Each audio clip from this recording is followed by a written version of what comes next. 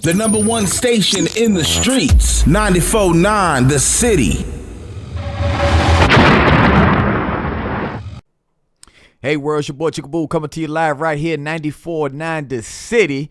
Welcome to the Boo Box. Real topics, real people, real conversations. Today, got a special guest, my friend for over 10 years, Mr. James FEENEY. James, how you doing, brother? I'm all right. Now, James was born in Youngstown, Ohio, but he is currently and has been living in Germany, in central Germany near Frankfurt for the last 30 years. He's an Army vet, and he is a Black American married to a white German lady. I think his story is fascinating. He was in Iraq a couple times. He decided to stay out there in Germany after he retired, married, got 2 children, half Black, half German, grandfather now. I mean, you know, you living a retired life now, man. You did about 20 years, didn't you? Yeah, we did 20 years active duty Army, and now I'm a DOD civilian.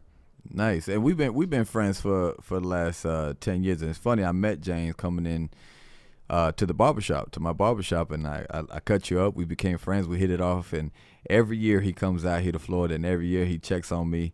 He keeps contact with me, and I'm grateful for your friendship, my brother. But you got a cool story, man, based off our conversations, and I wanted to share it with the world. You leave Ohio, sign up to go in the military. You were about 17 at the time? I was 17. And they send you straight to Germany? Yes, they sent me straight to Germany. I did my base training, my boot camp. Right. And they shipped me off to Germany, and I'll tell you, I really hated it. The sun didn't come out. Drinks, for example, beer was cheaper than a Coke. Really? Yeah, and then they don't have free refills. Hey, as silly as it sounds to us, I mean, we're spoiled as Americans, but these are little things that we take for granted that you've been suffering with for the last 30 years. People don't understand, like this is what he's complaining about, but it's like those little things that get stripped away from us. You know what I mean? That, you know, that you've told me before that a night out with your family, the meals aren't what you're worried about. It's the drinks. It's the drink. You're gonna pay about $5 a drink. $5 a drink, and then you're gonna drink about 3 drinks. So you know what I mean, per head. You know, that's crazy, man. So rewind a little bit. You're in the military. You're doing your thing. And at what point did you start liking Germany? I mean, you met your wife. I'm not sure. It was challenging, and I didn't want to go back home as per se a failure. I wanted to stay. The Army offered me, says at 20 years you can retire, and no other occupation offered 20 years retirement. Right. And that was my goal. They gave me a little bit of money for schooling. Right. And then I could retire at 20. I had to take it. But you got deployed to Iraq a couple times too, right? Oh yeah, for sure. I started in Germany in 1995. I originally moved. I went to Bosnia. Wow. I spent a year there. Came back. How was that? Bosnia wasn't so dangerous, but the living conditions were a little rough. Yeah, a little rough. I lived on a small camp with about 80 people, and we ate the Army rations, which you can live off of them, but you know. So what's some of the Army rations? Break those down to the people that don't know. Some of us civilians. It's food that's been packed several years ago. Wow. Okay. Is that the stuff that comes in those little tinfoil looking packs and you rip them open? And the new version is inside of a plastic bag. Right. And there was only 12 at the time. Okay, so you had 12 meals for 1 year. So you repeat every 12 days. You start all over. Yeah. So you look through the box and try to get the good stuff. Right. But you got to beat your buddy to it. So wow, it's not that easy. So it comes in a little pouch, and you had to rip it open. And rip it open. It comes with a small bag that you pour water in, and it can heat it. Oh gosh. And It has an awful smell. You know, the food just, it has no flavor. It has, you know, tons of calories, so you can work harder. They give you a little hot sauce or nothing? Yeah, they give you a little hot sauce. Something. But, you know, after a while, Sheesh. you're immune to it. Wow. So a whole year eating that type of food? 1 year. Wow. Eating out of pouches. Yeah, pouch. Oh, So man. they would give us real food once a day.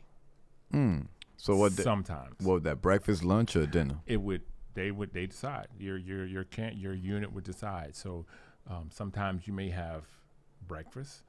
Some days you may have dinner. But usually lunch, no, for sure not. So what? How about the dinner? Like, what was a typical dinner? Like a real dinner? Was it? Now that food comes in another can. Okay. Oh, wow. That's been packed, you know, several years before also. But this one's in a can though, so it's a little bit. It's a in little big bit better. can. It's in a big can, yeah. Yeah, it's a little bit better, but you didn't have to cook it. You just went in and put your tray up, and then they slap it on there like you see in the movies. Oh, man. And you just eat it. And That sounds worse than jail. yeah, I guess you could say that. So from Bosnia, where did they ship you off to after that? Bosnia, I went back to Germany for 6 months, and then they sent me back to Bosnia for another year. Back to eating the cans out of cans and pouches. Yes. My gosh. But it got a little better.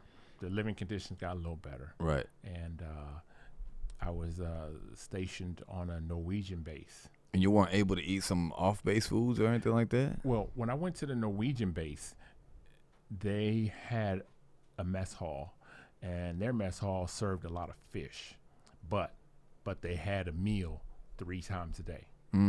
So I was able to get away from the American Army food, but I had to deal with them eating fish at every meal, and I'm not a fish eater. Right.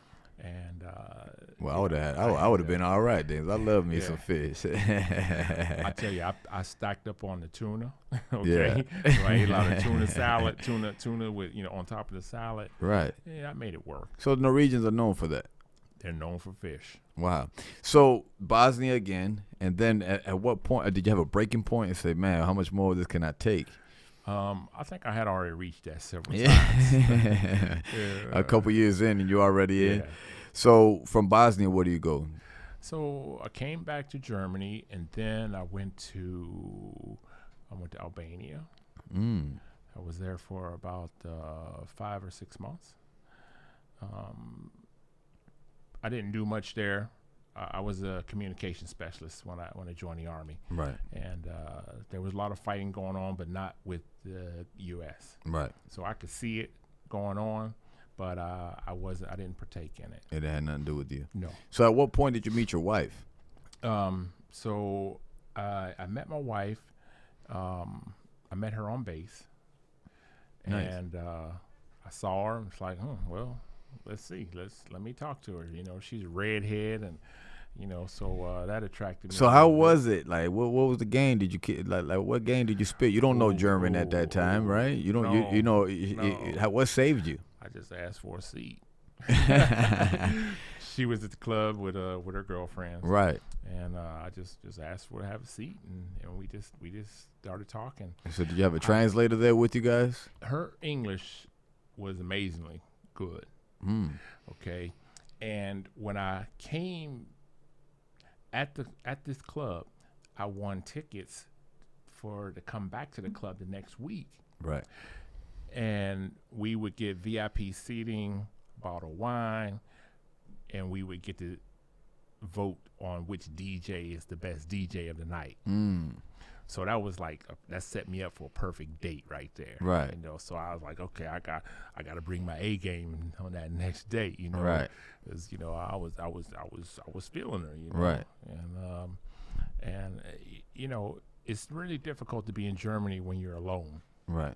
Because you arrive there, you don't speak the language. The sun doesn't come out as often. You don't. So it's cold there, pretty much. Oh, it's cold. It's like living in Ohio, where I'm from. Right. And so it was perfect time to meet a friend. And then from friendship came love. You guys fell in love, and then you popped a big question. Yeah. How long were you dating until you asked her? We were dating for guess a year. A year, and you said a year. you said the hell with it. This is it. Yeah, let's roll the dice. Let's try it. And happy to say that to this day, you guys are still together. Yes. You got two beautiful children, which I've gotten the privilege to meet. They're pretty grown. Yes. Grown now. I met them when they were still fairly young. Yeah. But they are grown adults now. And you're a grandfather now. Yes. On Thanksgiving, we got a call that my daughter is going into labor. And so my wife packed all the things and just shot off to the hospital in Frankfurt. And several hours later, we had a little one. Nice. Now, how's it been being a grandfather versus a parent? Oh man, this is tough because some of the things that I've seen that I've done as a parent, I see a chance that I can do better. Right. And I want to teach my granddaughter Nova. Her name is Nova. Mm-hmm. I want to teach her English. That's my main goal. And now your daughter, she married a German. My daughter married a German. So now it's primarily German being spoken in that household. My daughter does courtesy and speaks a lot of English to me. Right. But I do my best to talk to her in German. But exactly. You've acquired the language, right? Yes. You've picked it up. I've picked it up over the times. It's been tough, but in the last couple of years, my life has changed. I discovered that I have stage 5 kidney failure. No way. And during this time that I've been receiving treatment with German doctors, I've had to step my German up because the doctors will be talking to each other back and forth, and I have no idea what they're saying. And I got to be able to tell the doctor, this hurts. I don't feel good. I need help. And I've had to really concentrate on how to speak to Germans. For the sake of your health, and this is something I'm just finding out right now on the spot. That's crazy. And how long you been dealing with that? For the last it's been about 2.5, 3 years. That wasn't the only thing. I went through. I nearly went blind. I've had over 10 eye surgeries. Really? Now, what is all this coming from? Do they know where it's coming from? Is it originating from something? I found out that I had diabetes in 2004, but it was a little late. And then taking care of myself was really difficult. Right. But as of right now, we're still working on it, step by step. It's very challenging for the family. Right. Because I need help now. I'm considered as handicapped. Right. And I need assistance for some things. So what are some of the things that are challenging for you right now? Oh, well, I have to go to the doctor for dialysis 3 times a week. Wow. I have low energy. I need my wife to cook sometimes. I need help to walk a little bit sometimes because the medicine makes me a little bit dizzy. Now, how'd the family take all this? Like when they found out? It was shocking to the family, and I needed help from my son. My daughter had already moved out, so I didn't require her to help me as much. Right. But my son, he helps me sometimes carry things because I can't lift heavy things yet. Right. And yeah, it's tough. So how's the treatment in Germany versus America, the healthcare and the way they take care of you? I think they're very, very good in Germany. It's they're very detailed, very specific. Germans are to the T. If they say they're going to be there at 2:00, they will not be late for that 2:00 meeting. Right. And so, for everything they do, they're very detailed on it. So I really like how they pay attention to detail, when it comes to my health. Now, are you waiting for a kidney transplant? Do they have you on a list or anything like that? So I had to do a lot of things. I had to jump through a lot of hoops and do a lot of exams to be put on the German kidney transplant list. And I can't be put on the American list because I'm physically not here. Because if they call you, you have to be here within several hours. Right. And I couldn't make that. Right. So I'm only on the German transplant list. And they say typically it's 6 to 8 years. Wow. Yes. Wow. So now you have to battle this disease for the next 5-6 years, Yes. hopefully less, and go to dialysis 3 times a week just to stay alive. Yes, that is correct. Wow, that's shocking. I got to say that because I had no clue. Again, we didn't talk about that. You kept that one from me, but I know I have a couple friends that have been going through some health issues, and they don't like to, tell their friends what's going on. They don't like to worry people and whatnot, and it's a challenging thing for friends and family. Yes. So go ahead. I learned a lot. I learned a lot about people Right.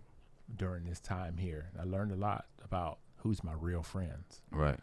And some friends, when they found out that I was sick, I never heard from them again. Really? But prior to that, whenever they needed help, James Finney was there. So what I did was I pretty much blocked out everybody. I went to my phone. I deleted everyone in the phone except for my family. Wow. And a lot of them got cut out too. Okay. Wow. So my family in Youngstown in Ohio, they don't know about it. They don't know about it. They don't know about it. Wow. Not one of them. You didn't tell nobody. No, I had to cut everybody loose because of they weren't there when I needed them. Right. When I needed somebody to stand by me, I didn't have it, so I had to start fresh again. So now I'm regaining friends, and then I don't tell people about my sickness anymore. So I don't give them a chance to run. Right. That's, Right. I mean, that's an interesting way in a different perspective to attack that situation. I've always said that if someone in your life is not bringing value to your life, then cut that individual off. You know what I mean? If they're not there for you the way that you are there for them, if they're not bringing anything to the table, if you're the only one bringing anything to the table, then maybe it's time to reevaluate your friendship with certain individuals and friends and family. That goes for both parties. And family, blood doesn't make you family. You know what I mean? Just because we were born into this world from a particular family or background, it doesn't mean I have to stick around. You know what I mean? I didn't have that choice, and I feel like I found brothers and sisters in different places from different walks of life rather than my own family. So I understand that. I can definitely understand that. Hopefully, as time goes on, we can forgive these individuals and be at peace with it. You know what I mean? Which I believe you are. That's a very interesting situation you're dealing with. I mean, I know you've gone through some challenges in your life, living out there in Germany, being an interracial couple, or marriage, I should say. You're an interracial couple, right? Where people look at you, they see a black American, they see a white German redhead, and what are some of those challenges you've dealt with? Like she's taking you to the doctor now, obviously, certain appointments or whatever. She's there. Do they treat you different when you're alone versus when she's there with you, being that she's German? Yes, they typically, treating me different, no. They will speak to her and for her to translate to me, but I'm working on talking directly with the doctors and the nurses so they don't have to go to her to translate for a translator. Right. You want them to say, hey, look, I'm a human. I'm right here. Talk to me. Yes. You know what I mean? So I get that. Yes. I get that. I built a rapport with the nurses, so I speak nice to them, yes, sir, yes, ma'am, things like that to show them that okay, some people have different thoughts of Americans in Germany. Right. Some have had good experiences with Americans. Some have had bad.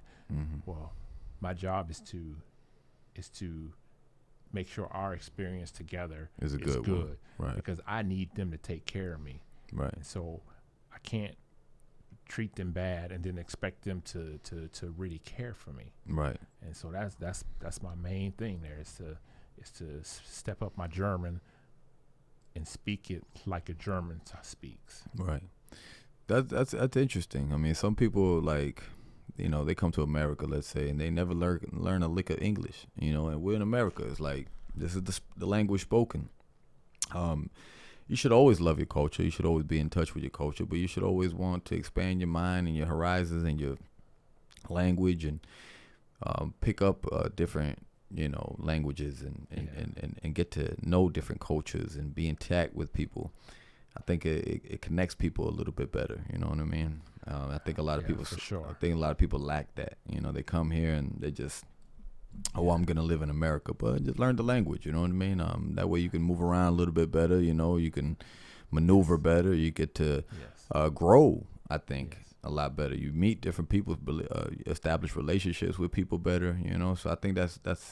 I admire that about you, that you didn't say, hey, my wife speaks English, I'm good enough with that. You kept challenging yourself, because German is a hard language to learn, right? Oh, yes, this is very difficult. The grammar is hard. My vocabulary is pretty good, but the grammar definitely needs some help. I'll be straight up honest about that part. But I'm getting there. Right. I'm getting there. Take it day by day. Right. My wife, Claudia, she's helping me, and she speaks a lot more German to me these days to help me pick up on the German. Right. And listen, Claudia's a super dope soul, man. You know, she's always been super calm, chill every time you guys are together. So I can see where she keeps that balance there in the house. You know what I mean? She's awesome. And she has a heavy German accent, if anybody's ever heard her. But she talks English perfectly. She, you know, minus the accent, but she understands everything. And you taught her some good slang too. So she's a trip. Yeah. So what are some of the challenges when you first got together? Like in an interracial, being an interracial couple, like here you guys are, you're married, you're black, she's German.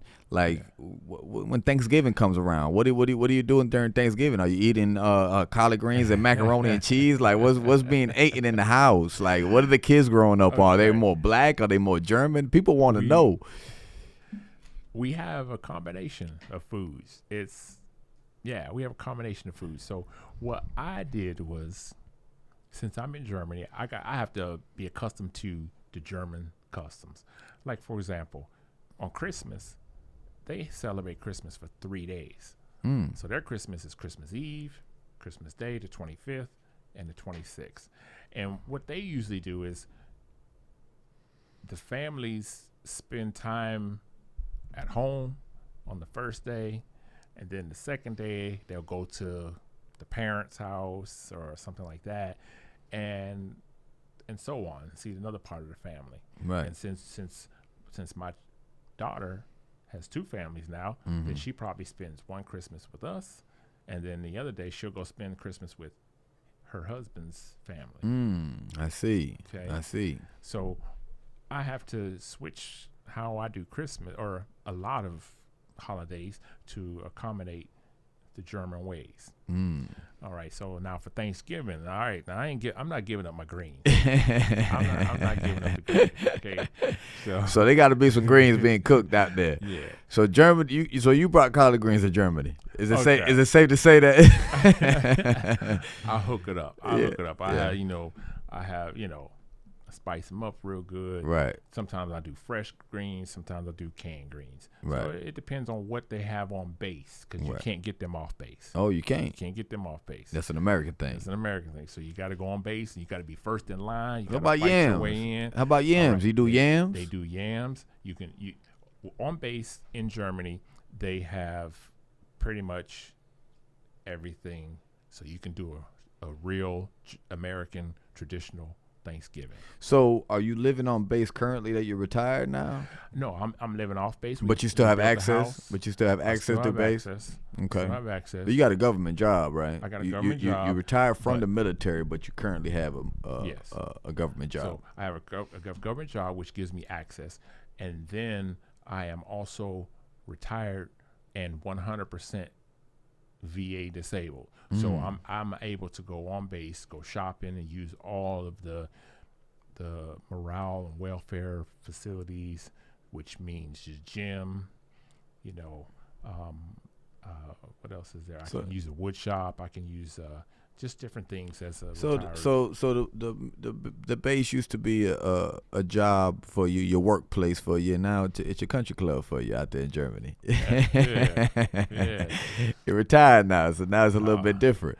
So what about like the kids? You know, are they more black? Are they more German? Is it a balance? Okay, my kids are German. I'm gonna be straight up with you. They're German. But as soon as it's cool to be an American, they'll tell everybody, "Yeah, I'm American." Oh, my daddy American. Yeah. So that's how they play it. I see how they play it. Right. Right. And then it helps them too, because they go places sometimes and they need to speak English. Right. And no one else speaks English. None of their friends speak English, but then they can. So they got to pass in either on either culture. They got to pass to be German. They got to pass to be Black American. Yeah.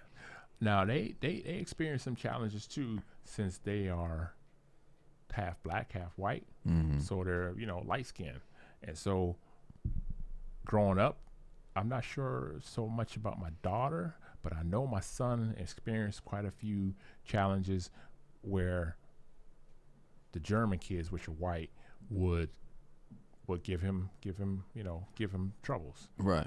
And so there's a lot of racism out there, you think? Like just like America, is it less? Is it more? It varies. It varies. If you go to the east of Germany, it is the racism is starting to be more apparent. Where we are, it's not so much racist, but I see it here and there. So you're saying it's becoming more apparent? Yes. Now in Germany, they have more political parties than we do in the United States. In the United States, we have Democratic and Republic. Okay, over there, they have more parties, and some of their parties are leaning more towards that. Really? Okay, but I am not very familiar with it. So, but where I am, when I do see racism, I can't stop. No matter what they do to me, I have to continue. I have to strive. I have to work hard to continue, because I can't let anybody, it doesn't matter if it's racism or anything else, I can't let them stop me from doing what I got to do to survive. And that's the way I got to look at it. Right. That's the way I got to look at it. That's how I was in the Army. It didn't matter who it was, what rank they were, who they were. I know what I got to do to make it. Yeah, you there to live. You're not there to, for anything else other than to survive, to live, to take care of your family. Yeah. And I respect that. Now, Claudia's family, I was a little nervous. I was a little nervous meeting them. They were all a little older, and but they accepted me from the jump. Really? So they were more liberal. They didn't have that conservative old school mentality. I didn't have any issues. And matter of fact, I'll tell you a small joke they did on me one day. So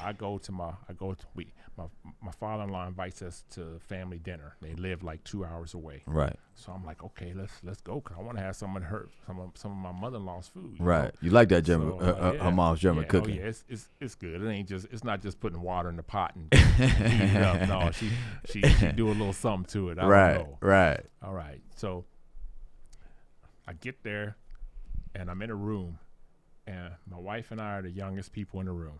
Everybody else is 65 and up. Oh, wow. Okay, so we got the father-in-law, the mother-in-law, the uncle, the aunt, they're all old. Right. Okay. So I see my father-in-law, what he's drinking. He's drinking something. I'm like, what you drinking there, man? What you drinking? And he's like, oh, let me get you a glass. So I'm like, okay. I didn't really want to drink, Right. But he gets me a glass. He pours me a nice, healthy glass of some hard liquor. Right. It's brown. Right. So I look at it. So you thinking you got All right. you think you're about to get on a little Hennessy, Yeah. a little bourbon. Right. So I can't be no chump. Right. Okay. So when he toasted, I got a drink just Yeah, like this, him. It's her dad. It's her dad. Yeah, you gotta pop your chest out a little bit. Right. So we know we do cheers. I hit that. I think it burned everything in my chest. Okay? I felt some fire. Oh man, what the man gives him? Some whiskey? So I'm like, yeah. So it's some strong whiskey. So I look at him. I'm like, can I get some Coke? So then he looks at everybody else like, yo, hey, look. He wants some Coke for this. So I never been clowned by nobody that's 80 years old. Right. Okay. So he's drinking this now. He drinking it straight. He don't it's savage. Straight. Oh man. So I'm like, okay, so I get a little Coke. They find some Coke somewhere. Right. Bring it out, pour me a little Coke. I sip it. I'm like, ooh, it's still hard. So then I'm like, can I get some ice too? Oh man. So they've clowned you ever since? So then they started clowning me even more. They was laughing, I never been clowned by somebody twice my age. But they're known to be hardcore drinkers. Like they'll drink under the table, right? Oh, yeah, German? for sure. My father-in-law, yeah, he would. Yeah, I had no chance. Oh man. I gotta yield to him. So you got lucky. You married into a loving family, the acceptant family. But that's not the case for all of Germany and all the people over there, right? You said there's been some places in Germany that you wouldn't even drive through.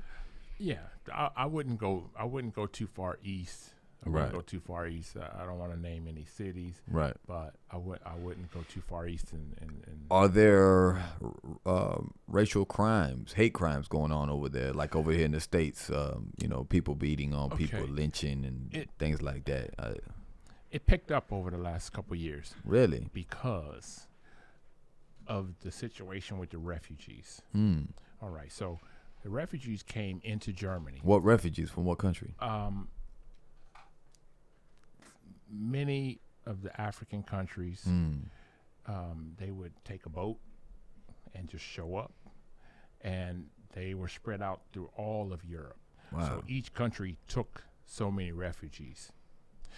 So Germany is mainly a main country that has a lot of responsibilities. And so they took in quite a few refugees. So when those refugees came in, the German government put them up, gave them place to live. No, they took them in. They give them a stipend to live. So it's not like here in the States where they send them back or try to deport them or nothing like that?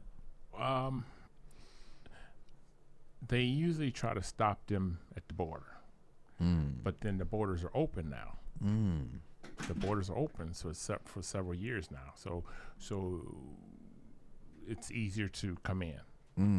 And with the refugees coming in and getting a stipend, getting an apartment, right, allowed to go to training to learn a job and things like that. Well, when you do that, that reduces the chances of a German getting that same job. And also it takes tax money to do that. So now taxes are going high, jobs are going low, Germans are getting upset, and then you start seeing where the race card starts taking into effect. So I've been places where people look at me and treat me like how they would treat a refugee. Right. Okay. And so what's your reaction though at that point? Have you ever snapped on somebody and say, "Hey man, like hold up"? I've snapped and like, "Hey, I'm not a refugee. Okay, I'm not here utilizing the social facilities from your country. Right, I'm here working. I'm a working man. I'm married. I don't use any social support from the German government. Right. Everything that all the support you're getting is everything you've worked for and earned over the 20 years serving your country. Yes. But you're over there living, and you're spending money over there. I'm putting money back into the German government or the German economy. Wow. And you're still getting some of those type of people over there. Oh yeah, but see, some don't recognize. For example, I come in, dressed nice. I come in with my Jordans, or with a suit, or dressed nice. Right. And usually a refugee won't come in like that, and so you can see the difference. Right. You can see the difference. Just because his skin is dark, it doesn't mean we're the same. We're on the same situation. Right. And they think they get a lot of prejudice individuals that look at you and label you something you're not. I get it sometimes. But Germany has has a lot of good parts too. I mean, you've been there for 30 years, so you like certain things. I know one thing that I like that I haven't been over there yet. One thing that we talk about that we share in common, that being that you're a car enthusiast, is the Autobahn. The Autobahn is for a lot of people that don't know about it. It's basically a no limits highway, right? Where you can go as fast as you want to go with no repercussion. But now the funny thing is that I've read that there's less accidents on the Autobahn than there are here in the United States. The only problem is that 9 out of 10 times the accidents over there are fatal because you're going so fast. But you said that you've done 120 and 130 right past a police officer, and they can't do nothing to you. They could pull you over for something else, but they can't do nothing to you for going fast. So you could just zoom right by them.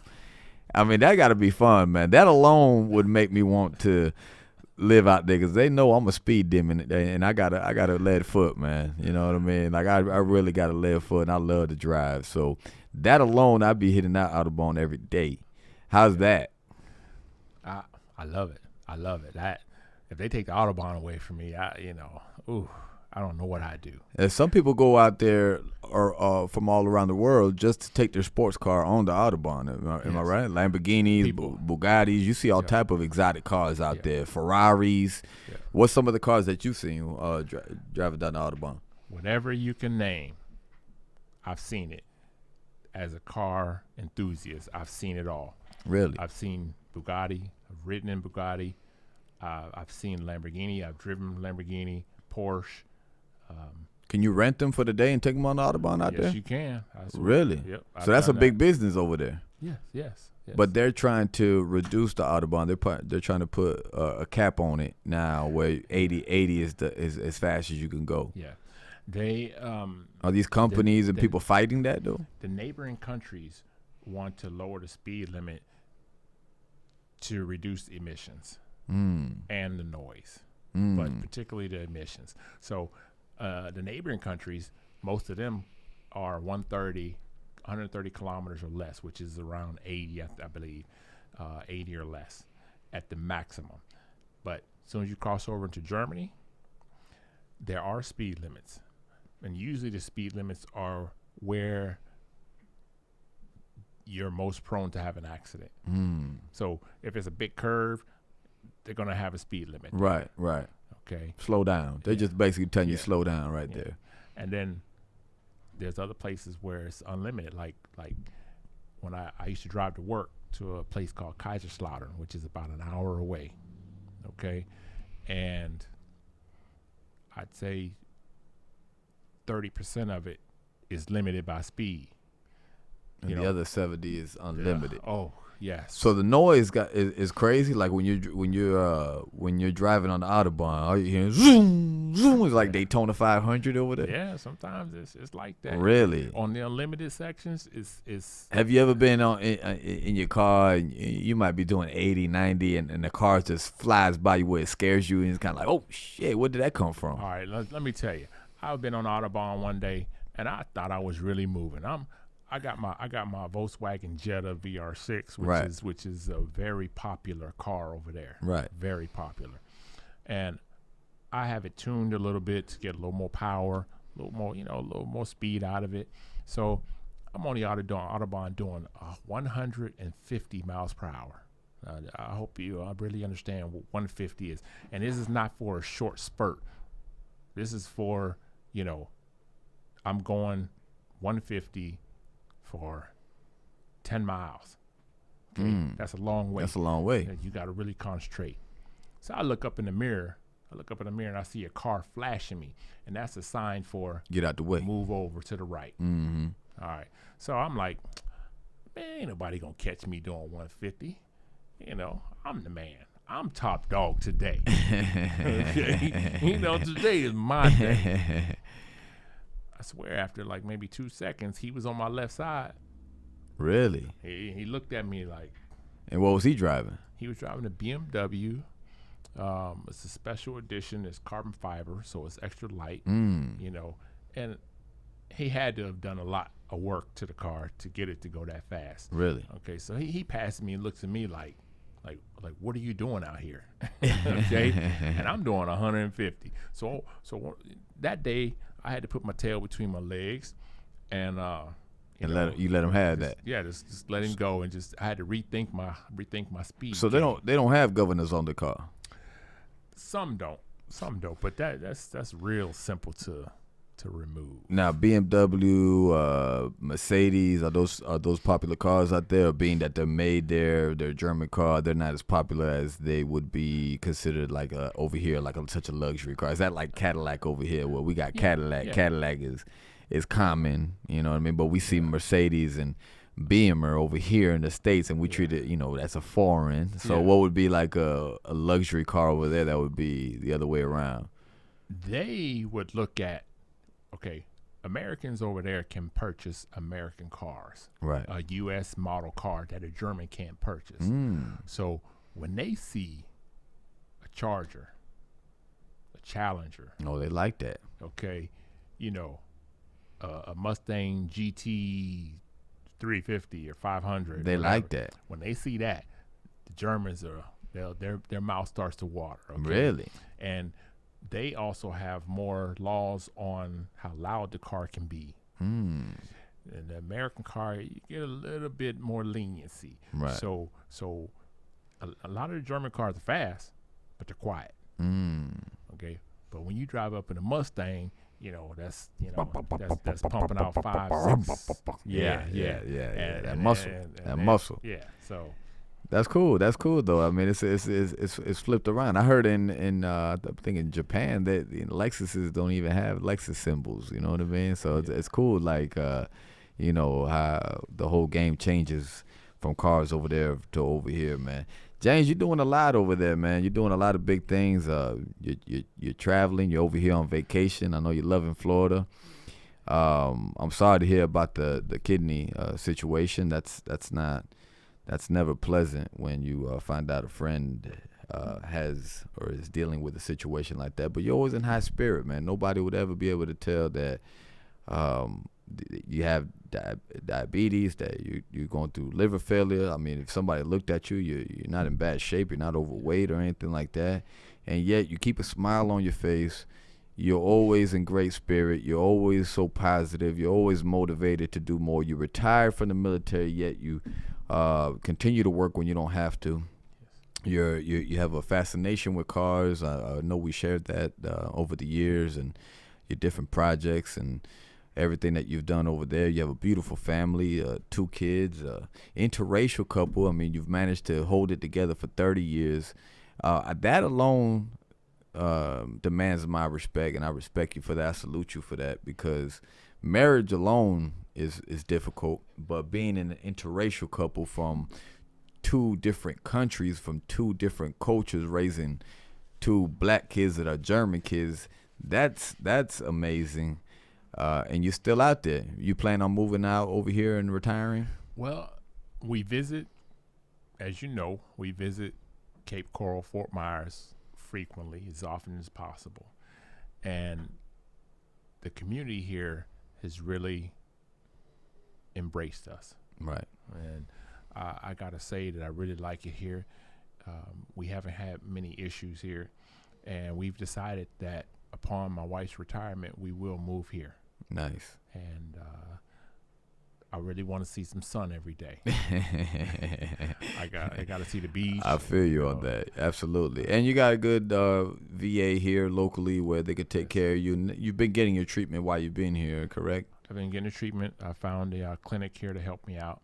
And it was a little difficult to, from doctor to doctor, right, being a translate and getting your paperwork over here and your records and whatnot. Yeah. But good thing you're here. You're here for what, another week or two? We have one more week. One more week to hit the beach and to enjoy some more American food. Right. And for everybody that's listening out there, James does not Google anything. He contacts me. I tell him where to go eat, what to go see. I am Google when it comes to James while he's out here, and I recommend him some good spots so he can indulge in the American festivities and cuisine while he's out here in the United States. James, are there any words of encouragement that you could leave behind for the listeners? You are a war veteran. We didn't even get a chance to really talk about your Iraq situation, about the almost getting bombed, the people that got killed around you. That's a whole nother episode right there alone. And you've been to so much, like war, the culture shock, the challenges of being with a white German woman, the treatment that you've gotten over there as an American, good and bad, and again, you're always so positive and focused, and you never start climbing. You keep going up, even with this disease you're battling now. Are there any words of encouragement for the people that are listening that might be going through similar situations, or the ones that make excuses as to why they can't and they can't and they can't? Is there anything you can leave behind for the listeners? I would say you don't give up. When you fail, you learn from your mistakes and try to change things and continue on. Because if you allow someone else to stop you, then you have failed yourself. You are your own, how do you say, you have to work hard. You have to work hard. You can't give up.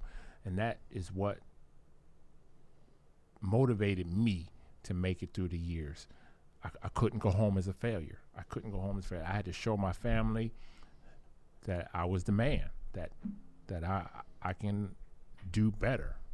I didn't want to go back home to little Youngstown, Ohio, which is a really dreadful place to live right now. And I couldn't go back home there. And that's why I'm sitting here today is because this was my motivation to keep moving forward. I recommend everybody to try hard and then try harder. Make a plan, and you can do it. Absolutely. I agree, man. Make a plan, stick to it.